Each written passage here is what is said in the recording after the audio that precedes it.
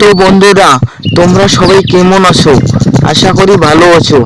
আজকের গল্পটিতে জানতে পারবো বাবা মার সঙ্গে ভালো ব্যবহার করতে হয় এবং বাবা মা বকা করলে তা সহ্য করে নিতে হয়।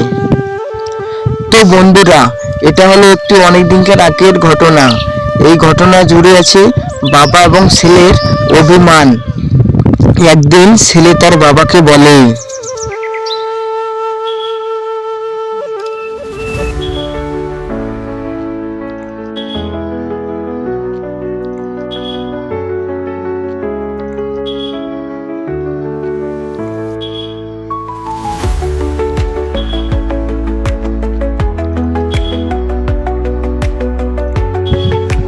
দুজনের মধ্যে বেশ কিছু ঝগড়া হওয়ার পর তারপর সে রাগ করে বাড়ি থেকে বের হয়ে গেল এবং সেই কথা সেই কাজ, সে বের হয়ে গেল।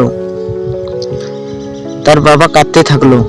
তার বাবা কাঁদতে কাঁদতে বলল যে বাবা যাস না যাস না। তারপর তার বাবা রাগ হয়ে গেল এবং অজ্ঞান হয়ে মাটিতে পড়ে গেল।